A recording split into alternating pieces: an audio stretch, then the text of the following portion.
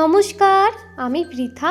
আমার চ্যানেলের নতুন একটি ব্লগে তোমাদের সকলকে স্বাগত জানাই। আজ শনিবার, কালী পুজোর তৃতীয় দিন। এখন ওই সকাল 8টার মতন বাজে। আর ওইদিকে চৈতি দিদি, সৌরভদা দুজনেই স্নান টান করে ওই মা কালীর জন্য কিছু জিনিস এনেছিল, কিছু মিষ্টি আর ওই মা কালীর জন্য একটু শাড়ি, চাঁদমালা। তো ওইগুলো নিয়ে ওরা আমাদের বাড়ি চলে এসেছে সকাল সকাল। আগের দিন তো ওরা অঞ্জলি দেয়নি, তাই আজকে ওরা অঞ্জলি দেবে। তবে আজকে আমি আর দেবো না, ওরা দুজনে দেবে আর বুনপো দেবে, কারণ কালকেই তো আমি অঞ্জলি দিয়েছি। তবে আমারও স্নান হয়ে গেছে, আমিও রেডি হব। চৈতি দিদি, সৌরভদা, বুনপো সবাই অঞ্জলি দিয়ে চলে এসেছে। আর মা এখানে আমাদের সবার জন্য একটা থালাতেই মুড়ি মেখে দিচ্ছে। আর একটু পরেই তো ঘট বিসর্জন করতে যাব, তাই আমাদের সাজুগুজু সবার হয়ে গেছে, কিন্তু খাওয়ার দিকে আর কারোর মন নেই। আর ঘট বেরোতে বেশি দেরিও নেই, আর কারোর খেতেও ইচ্ছা করছিল না, তাই মা জোর করেই একটা থালাতেই আমাদের চারজনের জন্য মুড়ি মেখে দিল। অনেক কিছুই ছিল আজকে মুড়ির জন্য। চপ ছিল, আলু চচ্চড়ি ছিল, পেঁয়াজ, শসা, লঙ্কা আর একটু ঘুগনিও ছিল, ওটা বড় মা দিয়ে গেছিলো। তো বেশ জমেই একসঙ্গে মুড়ি মাখাটা খাওয়া হচ্ছিল। আর মুড়ি খেতে খেতে আমরা আলোচনা করছিলাম যে এই নিয়ে 4-5 বার ঠাকুমা বলে গেছে যে তোরা রেডি হলি না, সবাই মন্দিরে রেডি হয়ে চলে এসেছে, এরপর ভালো মতন বকুনিটা খাবো, তার আগে চটপট করে খেয়ে মন্দিরে যেতে হবে। এই কালী পুজোর দিনগুলো আমার ভিডিওতে তোমরা আমার ঠাকুমাকে একেবারেই দেখতে পারবে না, কারণ ঠাকুমা প্রচণ্ড ব্যস্ত থাকে আর প্রচণ্ড চাপে থাকে। ঠাকুমাকে তো ঘরেই পাওয়া যায় না, তো ক্যামেরায় ঠাকুমাকে আর কী করে আনবো। তবে আজকে কিছুক্ষণের জন্য ঠাকুমাকে একটু পেয়েছিলাম, তাই ঠাকুমার সঙ্গেও একটা ছোট্ট ক্লিপ নিয়ে নিয়েছিলাম ভিডিওর। আর ওই যে রেড শাড়িতে, ওটা তুলি দিদি, ওর আমাদের আগেই খাওয়া হয়ে গেছে, তাই ও বলছে যে আমি মন্দিরে যাচ্ছি, তোরা আয়, তোরা এইমাত্র খেতে বসেছিস, তোদের এখন গল্প করতে করতে খেতে অনেক দেরি। এই যে আমার ঠাকুমা, অনেক কষ্টে ঠাকুমাকে ক্যামেরায় আনা গেল, তাও ক্যামেরায় আস্তে আস্তেই বলছে তোরা তাড়াতাড়ি রেডি হ, ভিডিও পরে করবি। হ্যাঁ রে, এখনো যে ঝাড় খেলি, এই যে ঝাড় খেলি ঠাকুমার কাছে, তারপরে লজ্জা নাই, দাঁড়িয়ে আছিস। প্রতি পুজোয় ঘট বিসর্জনের দিন যদি ঠাকুমার কাছে ঝাড়ই না খেলি, তাহলে সাজটা আমাদের ব্যর্থ। আর আমার বাবা এখানে একটু চিকেন আর মাটন রান্না করছে, যদিও বা রান্নাটা রাত্রেবেলার জন্য, কারণ দুপুরবেলা তো ছোটো ঠাকুমাদের বাড়িতেই নেমন্তন্ন আছে। চলো, আমরা সকলে রেডি হয়ে গেছি, এবার আমরা সবাই মিলে মন্দিরে যাই, তারপর মন্দির থেকে যাব মা কালীর ঘট বিসর্জন করতে। সবাই মন্দিরে চলেই এসেছে। আর আজকে ওই মোনা বৌদি, মানে ঝিনির মা, আমার সম্পর্কে ছোট বৌদি হয়, ছোট বৌদি বলেছিল যে মোটামুটি সবাই সবুজ শাড়িই পরবি, তাই আমরা মোটামুটি সবাই সবুজ শাড়িই পরেছি। পুরো মন্দিরে বেশিরভাগটাই সবুজের বাহারই দেখতে পাবে তোমরা। দেখো, মোটামুটি সবাই সবুজ শাড়িই পরেছে। আর এইদিকে লাস্ট প্রিপারেশন চলছে, ঠাকুমা, দাদা, বড় মা, জেঠু সবাই মিলে ওই জিনিসপত্রগুলো গুছিয়ে নিচ্ছে, ওই পুকুরে নিয়ে যাবে ঘট বিসর্জন করার সময়। ঠাকুমা তো এই পুজো কদিন প্রচণ্ড ব্যস্ত থাকে, সেই ছোটোবেলা থেকে দেখে আসছি এটাই। তবে আজ সকাল থেকেই সবার মনটা একটু একটু করে খারাপ হতে শুরু করে, কারণ রাতেই তো আবার মায়ের বিসর্জন, আবার 1 বছরের অপেক্ষা। কালী পুজোটার জন্য সবাই অপেক্ষা করে থাকে, সবাই প্রচণ্ড আনন্দ করে। আসলে এই পুজোর সময়টাই তো সবারই সঙ্গে দেখা করার সুযোগ, সবাই একটু পুজোর সময় আসে, একটু আড্ডা গল্প হয়। এই যে বৌদি, দিদি, মামিমা, আমার পাশে যে দাঁড়িয়ে আছে ছোট বৌদি, আজ তারই উদ্যোগে সবাই সবুজ শাড়ি পরেছে।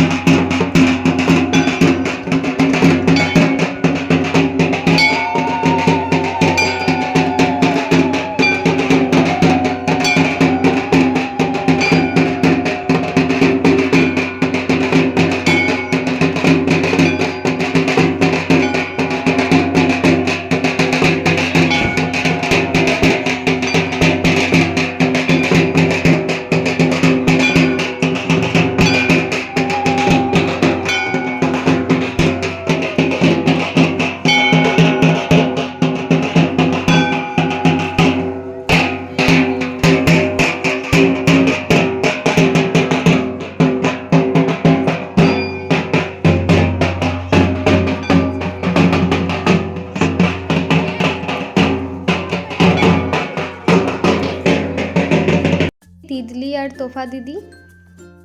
এটা হলো আমাদের গ্রামের একটা শিব মন্দির।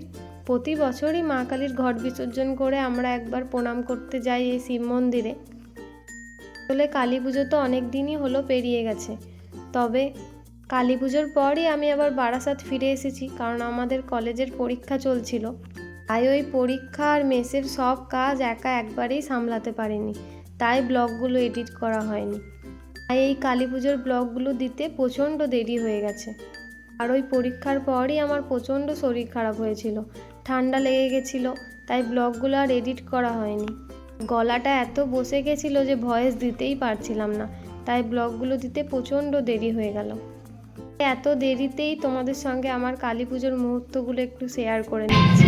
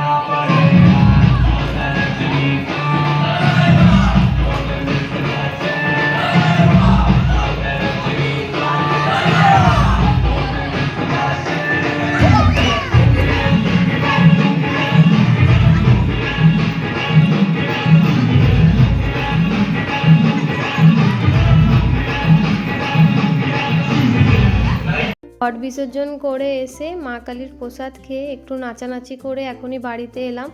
এসে দেখি বাবা মাটন কষাচ্ছে, আর চিকেনটা মাটনের পর রান্না করা হবে। আর এখানে আমি আর চৈতিদি ড্রেস চেঞ্জ করে এখন একটু শুয়ে রেস্ট নিচ্ছি। তারপর ছোটো ঠাকুমাদের বাড়ি যাব খাবার খাওয়ার জন্য দুপুরের। মাটন আর চিকেনটা রাতের জন্যই হচ্ছে, ওই বিসর্জন করে এসে সবাই মিলে খাওয়া হবে। তো মাটন চিকেন দুটোই রান্না ডান। দিদি হয়ে যে তুই এইভাবে মাংস ঝোলটা টেস্ট করছিস না দিয়ে, আরে মাথা ফু দি দে আর গা দি। আমি মাংস ঝোলটাতে ফু দিতে পারি না, কালার এসছে এক পিস দে। আর আমাকে একটু, আমি এক চুমুক নেবো শুধু, এক চুমুক। বাবু তুই ভিডিওতে কিন্তু সবাই দেখতে পাবে যে তুই এরকম করছিস, তুই যে আমাকে এত ভালোবাসিস। আমি একটু ভালোবাসি না। তুই জিন্সটা ছেড়ে বারমুন্ডা পরে আইতা। সে বারমুন্ডা জিন্স পরাবে, এক চুমুক দিলে ঠিক আছে। বিকালবেলা যখন আমি খাবো না, মাংস ঝোল হয়ে রইলো, ও চিকেনও হবে বিকালে বোধহয় নাকি? আমি যখন হ্যাঁ, ও চিকেন খাবে, মাটনটা হয়েছে। আমি মাটন চিকেন আমরা টক খাচ্ছি মনে হচ্ছে, মাটন না। ভালো লাগছে মনা? দেখবি মিষ্টি দেখ শুধু একদম নাল্লি পিস রে। মাটন নিয়ে অনেক মারামারি কাটাকাটি করার পর সবাই মোটামুটি রান্নাঘরে গিয়ে রাতের মাটন চিকেন সবাই টেস্ট করে ফেলেছি। তারপর আমরা এখন ভোজ খেতে এলাম ছোটো ঠাকুমাদের বাড়িতে। আজকের মেনুতে ছিল শুক্তো, আলু পোস্ত, বাঁধাকপির তরকারি, মাছের সর্ষে, ডাল আর স্পেশাল আমড়ার চাটনি। আমড়ার চাটনিটা কিন্তু একদম মারাত্মক হয়েছিল। তো শেষ পাতে চেয়ে চেয়ে দুটো এক্সট্রা আমড়া নিয়েছিলাম, এত ভালো লেগেছিল আমার। আর মাছ খেতে ইচ্ছা করছিল না, তাই মাছের পিসটা আমি একদম ছোটোই নিয়েছিলাম, ভেঙে দিতে বলেছিলাম মাছের পিসটা। দুপুরের খাবার খেয়ে এখন বাড়ি চলে এসেছি, আর বাড়ি এসে এখন সবার জন্য পান সাজছি। বাবা তো মিঠাপাত্রি পানের গাছ লাগিয়েছিল, তো সেই গাছ থেকেই পান তুলে এনেছি। আর আমাদের সুপারি গাছও আছে, তো গাছের সুপারি। আর ঠাকুমা ওই চুন, চবন পাহাড় ওই দুটোর ব্যবস্থা করেছিল, আর আমি এমনি 2 কোটো পানের মশলা কিনেই রেখেছিলাম। ঠাকুমা পান খেতে তো ভালোবাসে, তো সেই সব দিয়েই আজকে পান বানাচ্ছি সবারই জন্য।